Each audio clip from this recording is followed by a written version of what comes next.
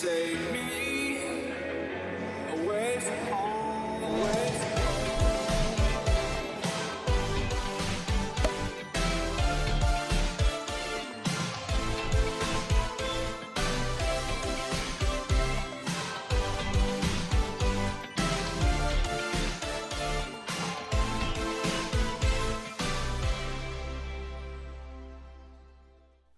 So some of you may know or may remember that when we were up in Scotland, we were on the Isle of Skye and we became a little bit stuck when we lost the power to our battery. Okay, so we come back to the van and we've got a bit of a problem. What it's done is it's drained the battery on the main van. We've never had this problem before. But yeah, so we can't start Freddie.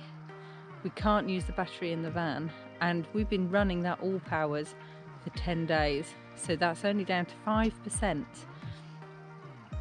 So we have a bit of a problem. One of the cells had died and we found ourselves stranded on the side of the road. Now we were very lucky that a very kind local came to our rescue. However, had it been later in the night or a different time of year, or well, just people weren't there for whatever reason, we would have been stranded in the middle of nowhere. And when I say we were stranded on a road, it was quite a small road, so not many cars were going by, and that was at quite a popular time of year. So we would have been stranded. So what have we got? We have been gifted this battery charger starting pack. Now Tony will go through all the gubbins with you and do all the unpacking, but I'm quite excited, and what I am wanting to know is it easy for me to use? I don't know too much about vans or cars or mechanics. I like things that are simple, that I can plug into something and it just works. So we will see how that goes. So guys, inside the box you get a cigarette lighter socket, USB to C charging cable and a C to C charging cable, user manual, obviously your jump starter connections, and the power bank itself, which is in a rigid hard plastic, and the build quality looks really good, to be fair, really robust. You've got a torch on one end, and for some reason you've got a compass on the other, just in case, I suppose, you get lost finding your way to the battery. But I don't know what the compass is for, and I don't think it would be that reliable. Could get you out of a little bit of trouble, I suppose. And as it's got space, why not? What's also good about this is I love the way that it comes in its own little bag, great for storage, don't take up that much room, the size of a household brick roughly. With the cables you can charge your phone, so you can just take this would be handy for us as well also, because with these cables, the USB-C cable and the C to C cable, we can charge our phones and most of our camera equipment directly from this, using it as a portable power station. So that's pretty cool. Its main features are obviously jump starting the car or a van when you're in dire need. Now, I don't know if you're aware, but the majority of call outs to breakdowns in the UK is because of a flat battery. Now, if you've got AA, green flag, RAC rescue, then that's not too much of a problem, other than it's inconvenient and waiting time obviously. But if you haven't, then it can be very costly, let me tell you that for nothing. Now, remembering back to our Scottish adventure, we're now going to go on the hunt of the battery here on the Isle of Skye. There's no Halfords in sight. See if they've got any batteries or spares in here. We managed to get out of that trouble after a lot of inconvenience, and following that video we received a ton of comments regarding why don't we get ourselves a portable jump starter? So when Grepro reached out and asked us to review their jump starter, I said yes we would, but it comes with our conditions, and that being that we're not going to be able to fully demo it because we've not got a flat battery, or we may not have a flat battery at the time, which I've agreed to. So, but however, that Scottish adventure, we were nearly in deep trouble. If we'd been parked up at a wild campsite location in the middle of nowhere on the Isle of Skye, well, Claire would have had to gone for a very long walk, let me tell you that. So this, well, this can fit anywhere in Freddie, but the best thing about it is knowing we have now got peace of mind that should we have a flat battery again, should it be through a mistake or through a dead battery cell, then this will get us out of that immediate trouble.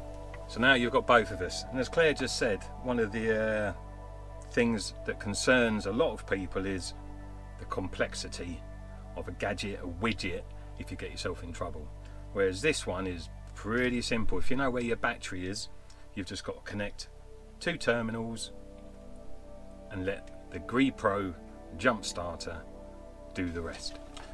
Along the front here are all your connections, and at the end there is a terminal for connecting your jump leads. Never allow the 2 metal parts of the components inside to touch when plugged in, and that goes for jump leads as well, because you'll cause a short circuit and that can be trouble for your battery and your electrical systems. But don't be nervous, it's a very simple procedure when jump starting a car. You can't go wrong with the connections on here, it will only fit in one way, like so.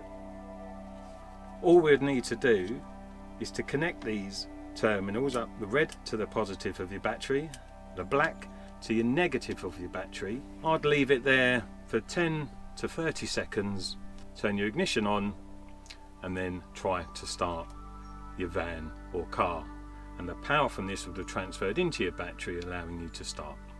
So it's as simple as that. Some vans or cars, sometimes you actually don't see the battery. It's hidden underneath a seat, in an engine compartment under loads of plastic, or in the rear of a boot. But what you may find on the front of your van or car is a battery connection terminal, and it would only be one normally, so you might find just a positive terminal. Your negative can go to any part of the chassis, any metal, bare metal part of the engine or of the chassis itself, to start the car or van.